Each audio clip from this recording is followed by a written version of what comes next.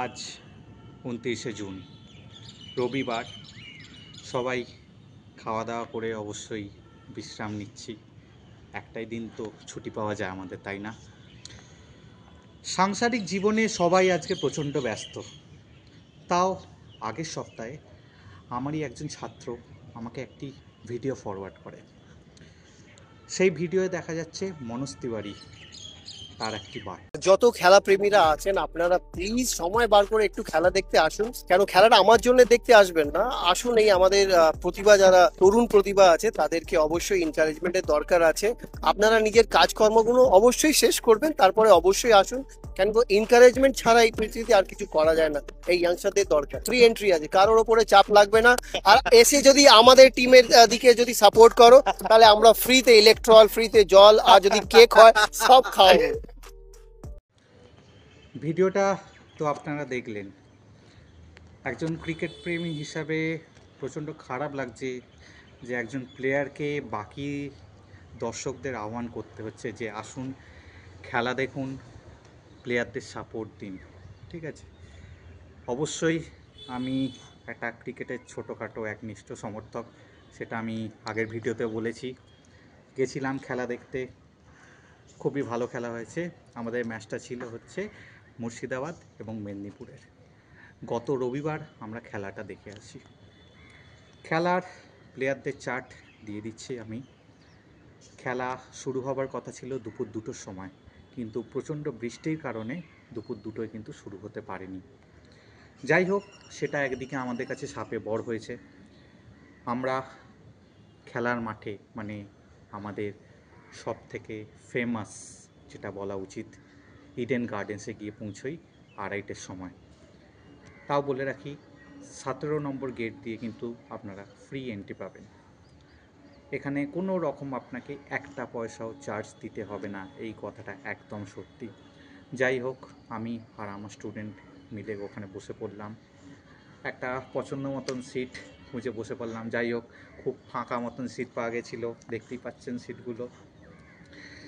সেইখানে যেহেতু দুপুরবেলায় ম্যাক্সিমাম হয়তো 100 জন সেই স্টেডিয়ামে উপস্থিত ছিল, বাদ বাকি ব্লকগুলো সব বন্ধ ছিল। সেই আমরা যে ব্লকে বসেছিলাম সেখানে শুধুমাত্র প্রায় বলতে গেলে 100 জনই উপস্থিত ছিল। যাই হোক, খেলা শুরু হলো। খেলা নির্ধারিত সময় অনেকটা পরেই শুরু হওয়ার কারণে কিছু ওভার কাটছাট করা হলো। 16 ওভার্স করে ম্যাচটা হলো। যাই হোক, একটা রুদ্ধশ্বাস ম্যাচ আমরা দেখলাম। একজন পাগল সমর্থকও ছিল। হ্যাঁ, পাগলই বলা ভালো, সে ক্রিকেট পাগল। সে কিন্তু মাঠে প্রচণ্ডভাবে এনজয় করেছে, প্রচণ্ডই বলা চলে। যতবার টিমের উইকেট গেছে বা 4-6 মেরেছে, ততবারই সে কিন্তু ইভেন প্রত্যেকটা ওভারের শেষেও তার যে মনোবল সেটা কিন্তু বেশি চোখে পড়ানো হয়েছিল। যাই হোক, এরকম ক্রিকেট প্রেমী থাকলেই ক্রিকেটটা এগিয়ে যাবে, তাই একে পাগলই বলা ভালো, সেটা ক্রিকেট পাগলই হোক না কেন।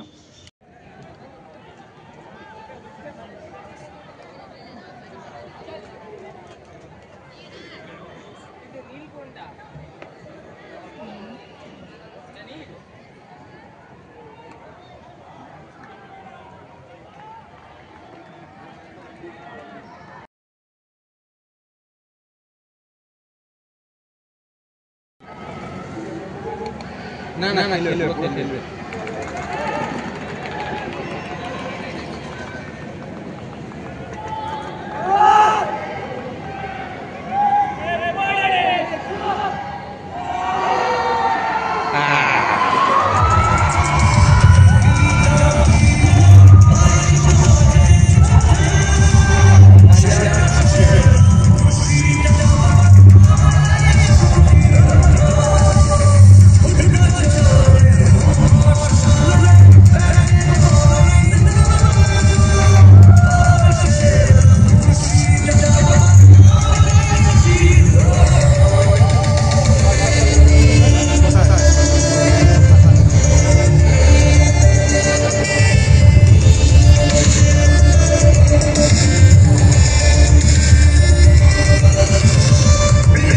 গতকাল ছিল এই বেঙ্গল টি20 প্রো লিগের শেষ দিন, মানে ফাইনাল।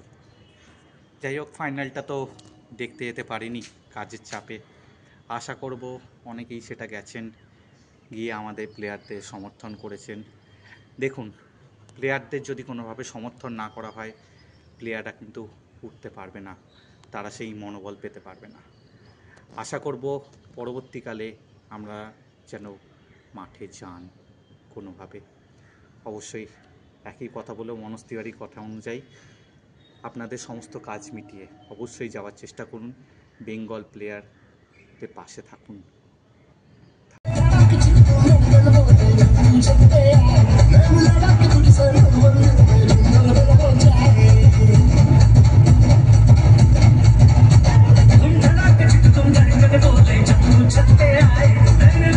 আজকে আমার এই ভিডিওটা করতে সাহায্য করেছে একটা ছোট্ট ক্রিকেট সমর্থক, তার পরিচয়টা জেনে নিই। চলুন। নাম? আমার নাম দিশান রয়। আমি ক্লাস 5 সেকশন সিতে পড়ি। আমি ভিশন ইন্টারন্যাশনাল স্কুলে পড়ি।